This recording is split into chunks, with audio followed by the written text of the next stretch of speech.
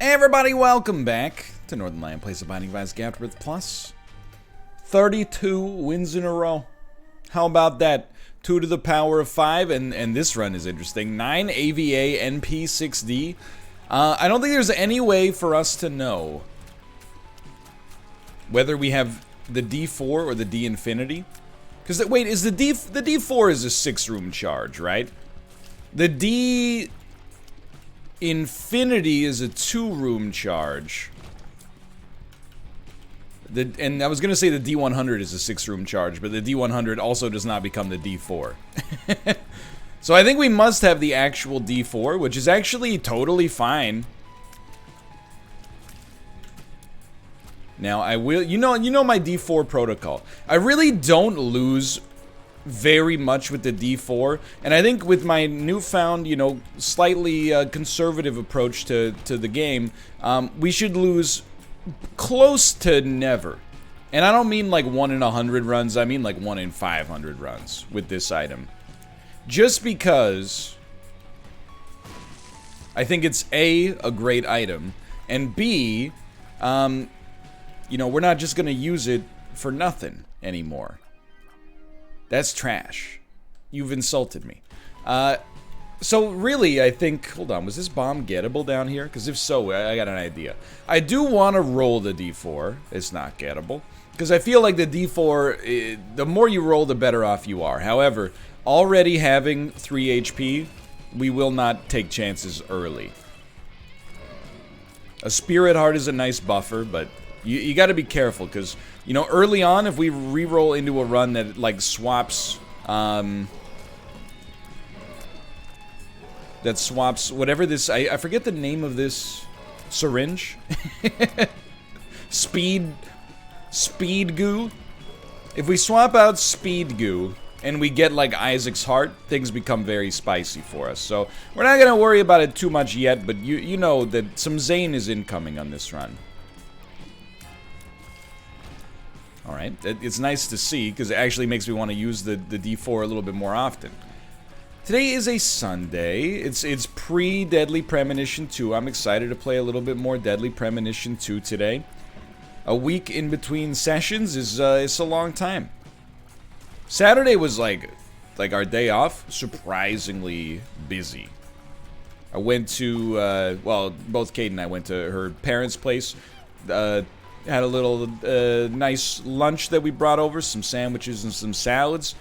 Taught Kate's mom a little bit of English. Kate's mom taught Kate a little bit of violin.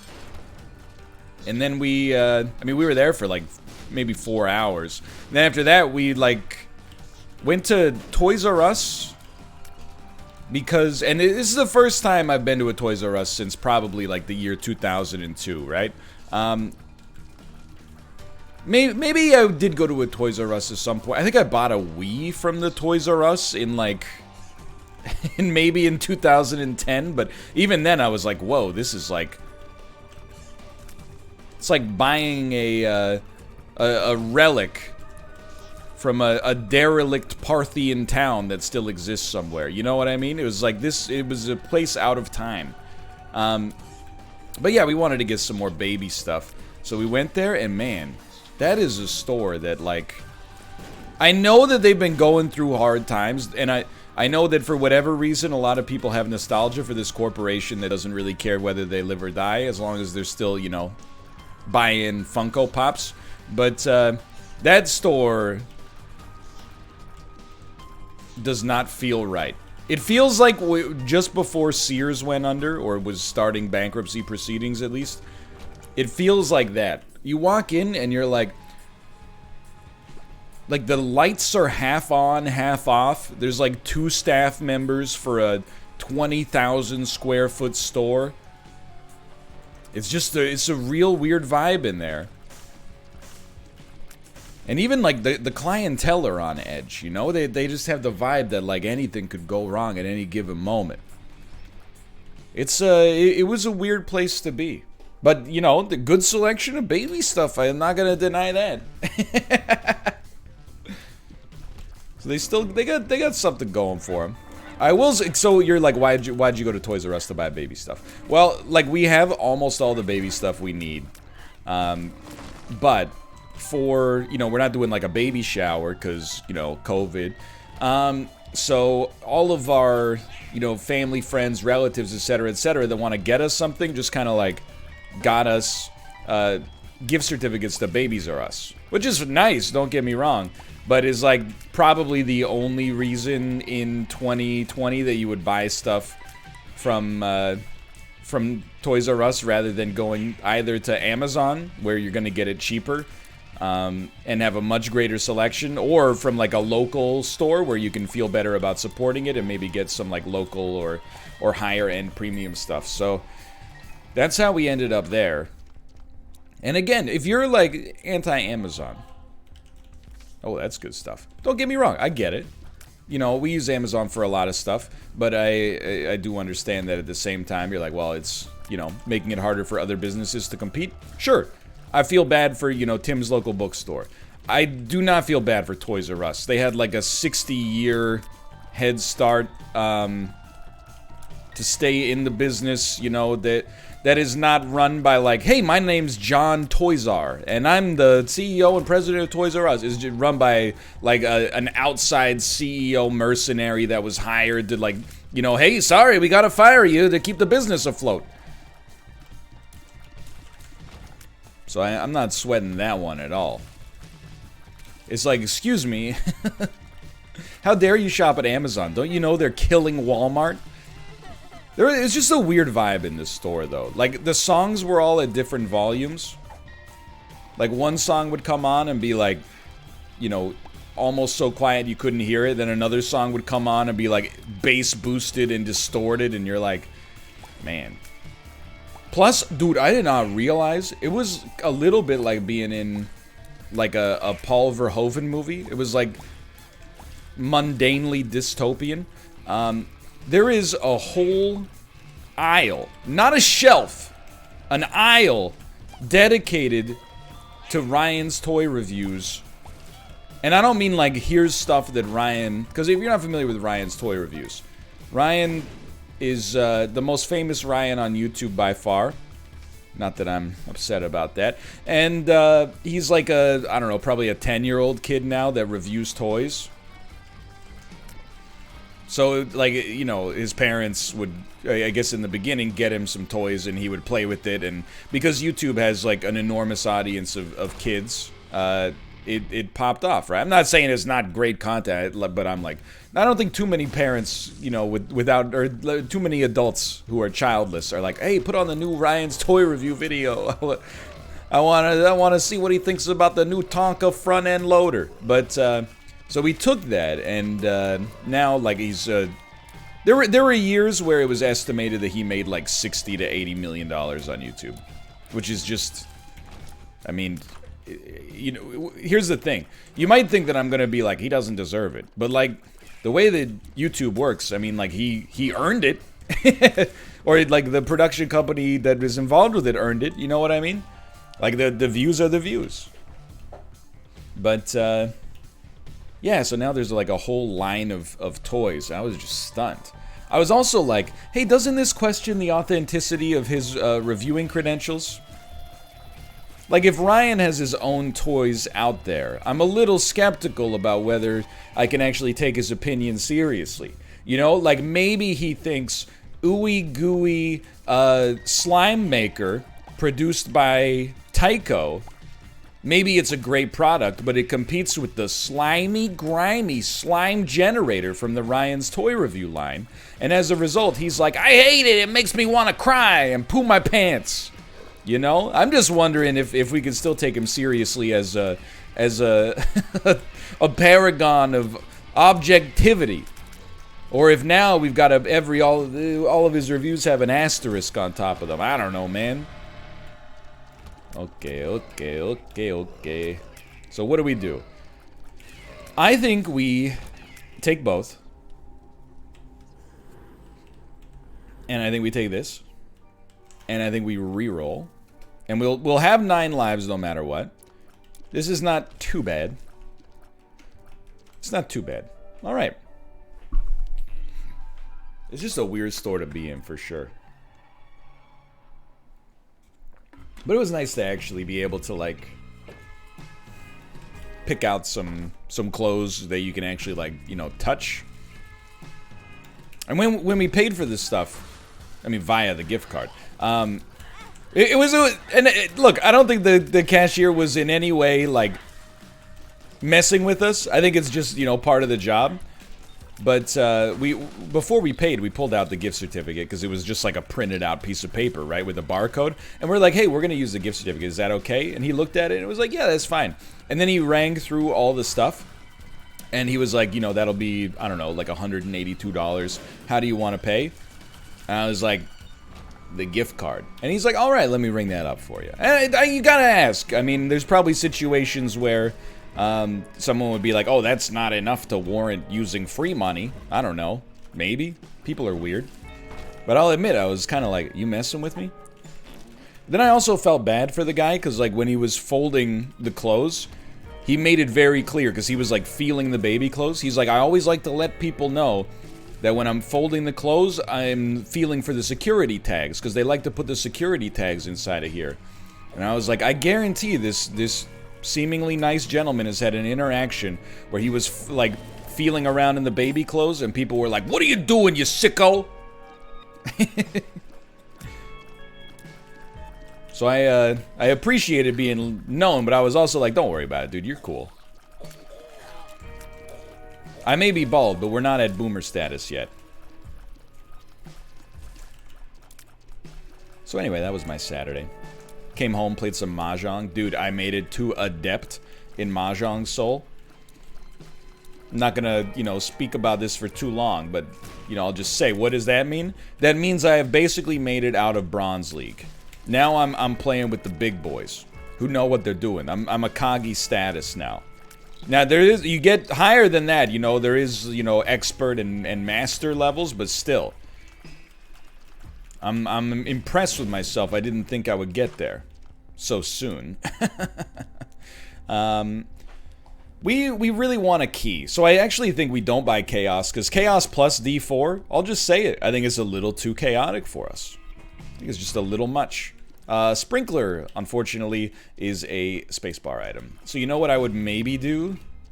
I would maybe fish for a battery charge and reroll and see where we stand. We got the Dan Giesling cosplay on now. But yeah, that was our Saturday, basically. It wasn't like busy like, oh, work, you know? Usually we have like one work day off per month, which is like, hey, you know, maybe we got to do some business stuff, we got to do some tax stuff, we got to run some errands, we got to renew some insurance or something like that. And then the other three are like, you know, pretty low key. Just watched a lot of The Office. I forgot how good that show gets, by the way. I know, like, I hear it ends badly. The first time I watched it, I probably stopped watching somewhere in season 3 or maybe season 4, but you know, season 1 is fine. Season 2 is a lot better. Season 3 and 4, though, they really hit a stride that I think that I had kind of been like, oh, I've outgrown The Office or something like that. But then watching season 3 or 4, I was like, you know, or N4, I should say, I was like, you know what, this show actually was really good for a while. Is it Breaking Bad? No. But still. Hold on. I think we have store credit, but, I mean, it's a weird but we could just use it on the next floor. It's one of those strange runs where, like, it's so obvious what our win condition is just use the D4 till you get a run that can't lose. Especially with 9 lives, we have like so much insulation. You know, it might as well be like a Canada Goose jacket. So all we really gotta do is just hold the fort down until then. Demon Baby is a rerollable item for me. Okay, so we got Conjoined and Money Equals Power and Rotten Baby. Now we're starting to think. Now we're starting to think, is this the way we want to live the rest of our lives? And the answer is, maybe. I'm undecided right now.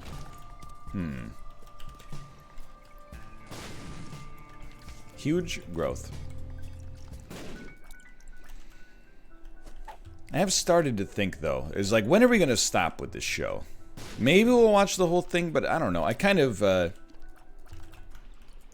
I don't resent when a show gets bad. Because, like, I get it. I always prefer a show... Send it, dude. Before you can even think about it, just send it. I know I've said this before, but you always prefer a show that has, like, the arc essentially written in advance. Or a show that somehow manages to keep its level of quality all the way through its run, even though it has an indeterminate length, right? Like, something like Dark was a great example. You know, Dark ran for 3 seasons. It had a 3-season arc that came to a conclusion. And, you know, it probably, like... The show finished at the height of its popularity. Now, that's not true for probably the majority of network shows out there. Well, I mean, not that Dark is a network show, but you get what I mean. Most shows, you know, that run on like an NBC or something like that, essentially just run until the ratings get so bad, or like the main cast wants out or something like that, and they no longer can run the show.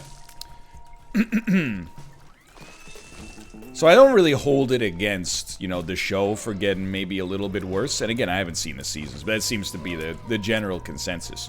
But I'm like, I'm one of those guys where, like, I don't really care about the closure of a show if it gets bad. Hold on. If our rate of fire were not 39, I would probably roll this, but it is.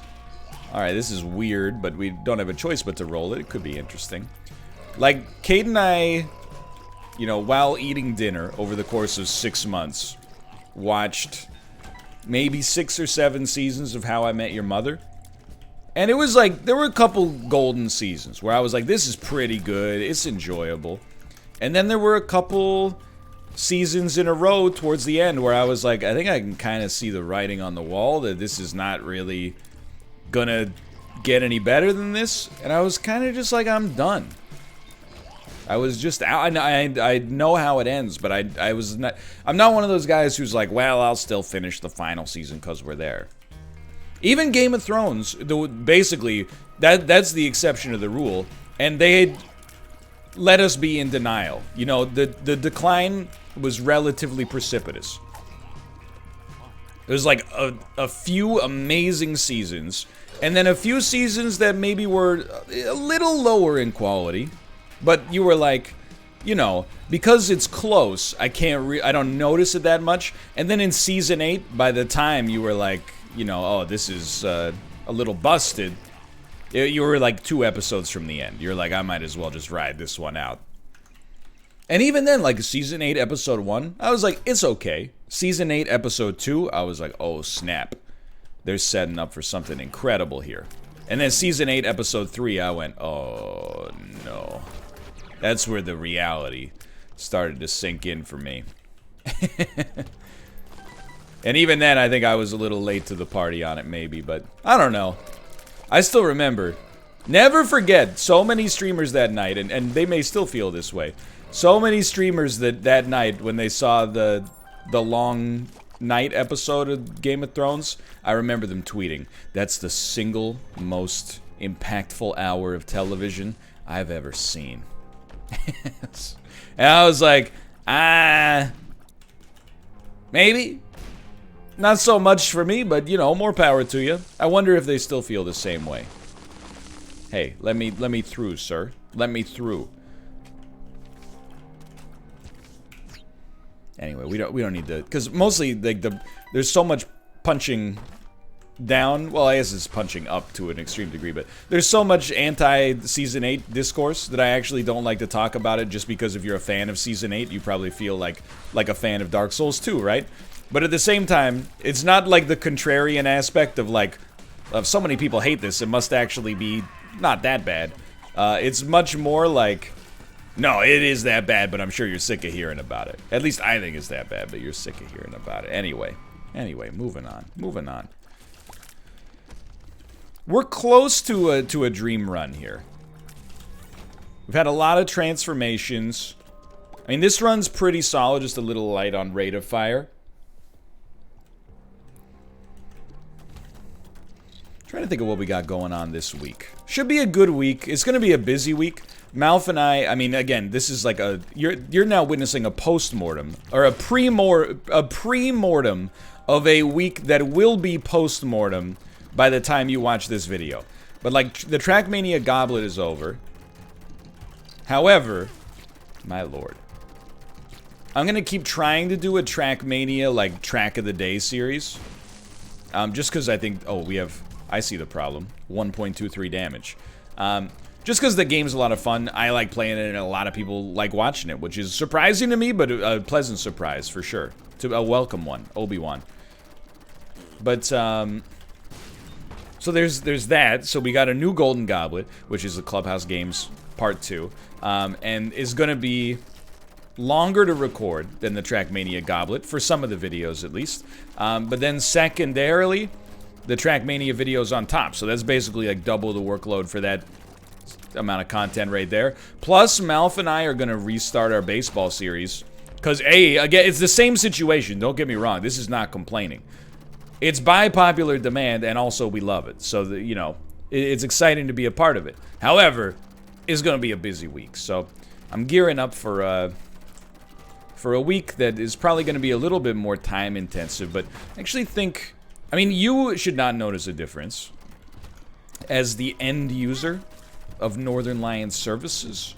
And I actually think, like, from a work-life balance standpoint, it'll be totally fine, because, like, right now, it's a dream come true, because, like, I gotta get backlogged for, you know, obvious reasons this autumn, but, like, I have a pretty big, this is maybe the run right here.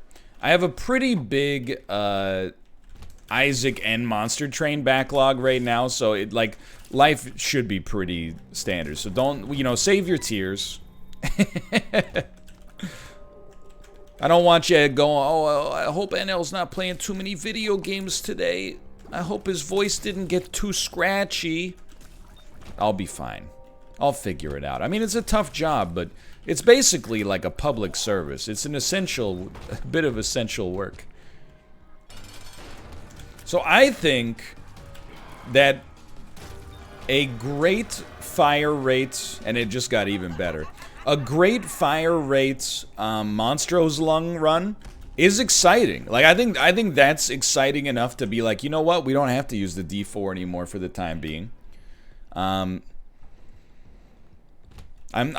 more than happy with where we stand, quite frankly. Are we on depths 2? Okay. So that's a pretty good amount of time to find where you're going here, I think. Not bad. Not bad.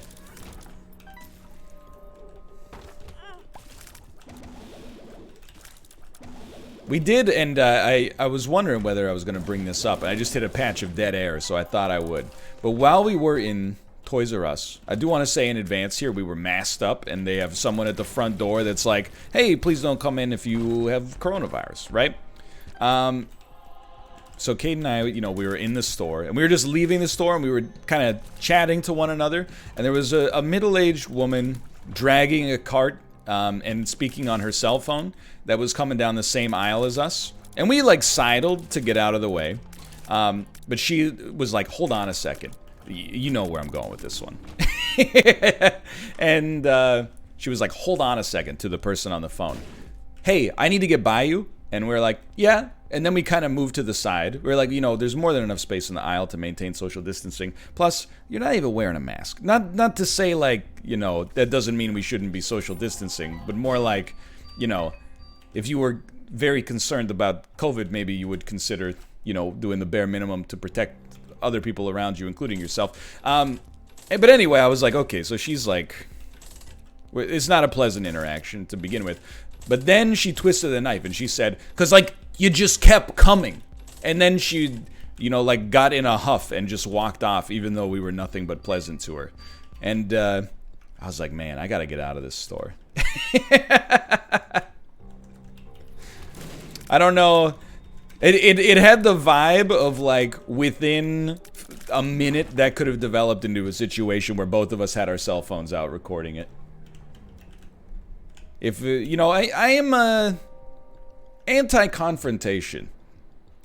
Now, some of it is cowardice, and some of it is because, like, I'm in a good position in my life where I think by interacting with people who are obviously, like, carry a lot of animosity in them, it's just a lose-lose, right? Like, what do I have to gain from arguing with this lady in the middle of a Toys R Us that she was disrespectful? I would rather just, you know, go home to my beautiful family. And, you know, she can do whatever she does that makes her angry all the time. But then, that's the main reason. But I was admittedly, like, I was like, this lady's being very disrespectful. That's the end of the story, pretty much. But as is always the case in situations like that, I harbor very mundane revenge fantasies. And they're not even like, oh, I'm gonna, you know, cut her brake lines. They're like, man, I hope she, like, goes home and she and her domestic partner are, like, just, they don't even talk to each other anymore. I hope she's miserable. Which is, immature, but also, like, hilarious. You never know, right? Like, I don't know. I'll be honest with you. I think compassion is a really important thing, right? Like, believe it or not.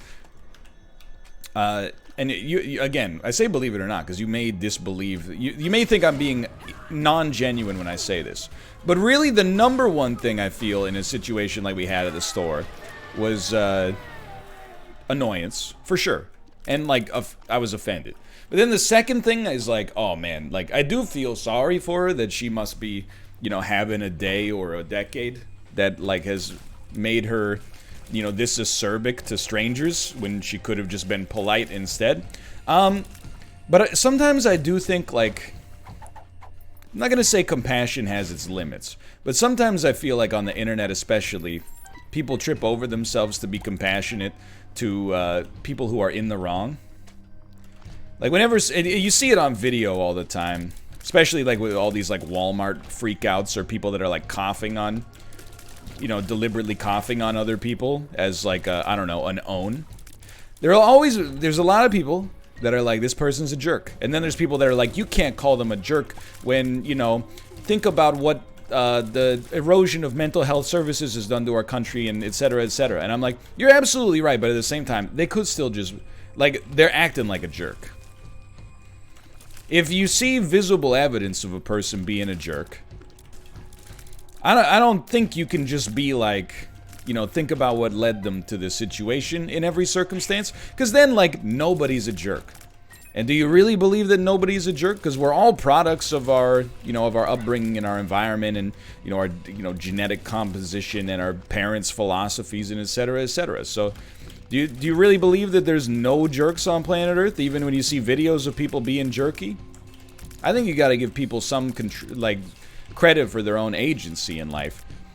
Especially, like, when she's, I hate to say it, but, like, she's had more time to figure it out than I have. And when she's like, I'm gonna still choose to be a B word, I'm like, come on. Don't cost nothing to be nice in this situation. It didn't cost me anything to be polite. I was just, you know, like, I said sorry and got out of the way. But a Canadian sorry means multiple different things. Sometimes it means, I have wronged you and I apologize. Sometimes it means, if you try that again, there's going to be trouble. That's my hunch on that issue. You know, sometimes there's situations where, like, you know, if you see a person who's obviously in, like, mental distress and they're freaking out on the street, you're like, I feel sorry for that person is disturbing me, but I feel sorry for them because there's underlying conditions. When somebody is just, like, kind of a pedestrian a-hole, and, like, for no reason, I'm like, you know, what went wrong? I feel like you've had choices in your life that could have led you down a nicer path, and yet you've chosen today to be, I don't know, like a jerk for some reason. I don't know, maybe she has more YouTube subscribers than I do. It's plausible. If she runs a particularly large flat earth channel, you never know.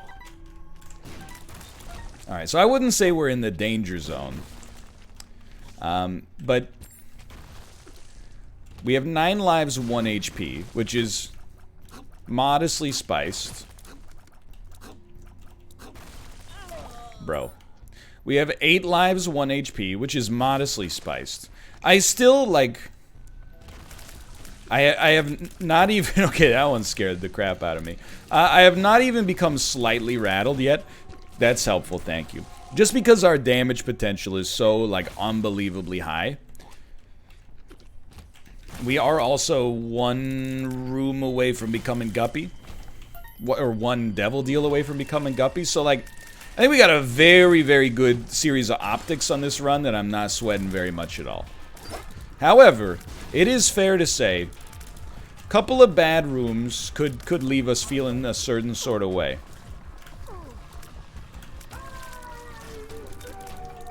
I was hoping we might beat the odds there, but that's okay. We do have a strength card for when, you know, we encounter a room that's particularly tough. But I'm still feeling like we got it in the clear here. That's very helpful, don't get me wrong. That doesn't matter too much. That's nice. That's irrelevant. Like 90% of the pills in the game has no impact whatsoever. So yeah, that was the eventful story of our Saturday.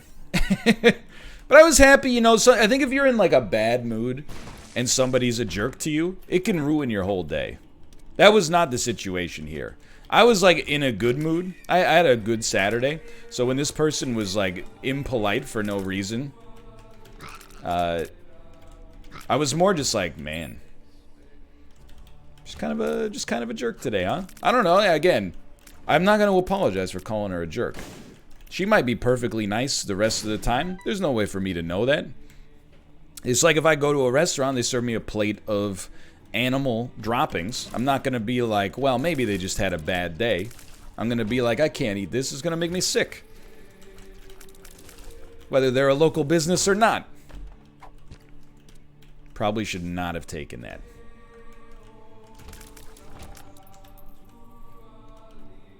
But I think we have too much civility. I don't mean that. But I do... Anytime... We've had situations in the past where people are like... You know, like... Some parts of Vancouver are a little bit sketchy. You know, it's known.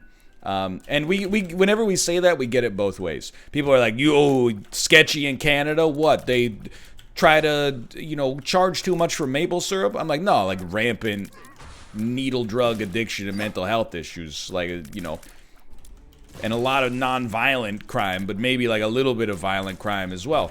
And then other people go like, you know, oh, how dare you call the area sketchy? You know, you don't know what these people are going through. And I'm like, I call it sketchy because I live there, dude. You're sitting in like your parents' 6th bedroom in suburbia being like, how dare you call this situation what it is? Anyway.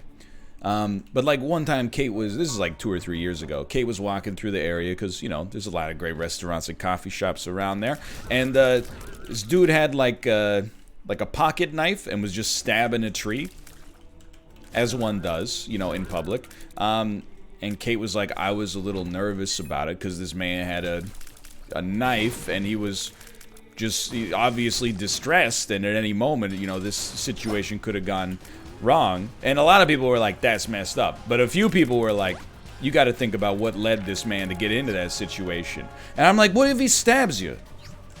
You know, you're going to be like, well, yes, he did penetrate my flesh with the sharp object that could have killed me or done serious organ damage or something. But on the other hand, I really think the system let him down. Like, they can both be true, but, you know, you gotta prioritize, you know, your own health and the safety in situations like that. Now, this lady did not threaten to stab us. But I did think that we were probably about, you know, 3 extra sentences away from being coughed on. I got that vibe. Okay. This is a reroll. We'll take this. This is a very, very, very good situation. It's also just bizarre to have somebody like, you know, I don't want to be close to you, but also I'm not wearing a mask. I guess it's also, I mean, if she forgot it at home or something. But I was like, you know, you're sending, I'm not saying you're wrong. You know, in principle, I'm sure there's reasons this situation could come to pass, but also I'm just like, the optics of it look a little wonky. Sure. You know, it's like wearing a Calgary Flames hat, but rooting for the Edmonton Oilers. Sure, you could be a fan of both teams. It's literally possible. But at the same time, you kind of, you know, you're sending mixed messages. Will I D4? I don't believe so. This run is so locked in right now. I got a little to concern myself with. So anyway, I'm over it. I was over it at the time, but I was also like, this is going to make a good anecdote. I've had some good run-ins. You know, the lady who asked if she could use my card at the grocery store so she could get club prices. And I was like, yeah, sure. And then the cashier was like, hey, do you want to use your reward points on this loaf of bread? And she was like, yeah, that was a good one. I've told this story, but it was a long time ago, of our bus, when I was riding the bus back in like 2014, got clipped by a drunk driver. And then the bus had to pull over because there was damage. And then the police were literally like in the lane next to us, so they pulled over the drunk driver, gave him a breathalyzer test, which he failed, and then like cuffed him on the street. And then you're like, wow, that's a crazy story. No, that's the preamble. After that, we all got back on the bus. I got on the bus like last, so I sat close to the front. And I will admit, those are seats that are like reserved for you know, people with physical disabilities, or, you know, the elderly, or pregnant women, etc., of which there were none on the bus, because I was the last person to get on the bus. So I was like, you know, I'll take this seat for now, and I'll relinquish it if somebody that needs it gets on, or really if anybody gets on, because how am I to know whether, you know, they have a need for the seat or not? All I know is I don't have a need for the seat if there's a capacity problem. But anyway, I sat in the seat, and a gentleman at the back of the bus, who was obviously in a little distress himself, shouted, "You're not disabled, are you?" And I looked back and said, "What?" And then he said, "That's what I thought."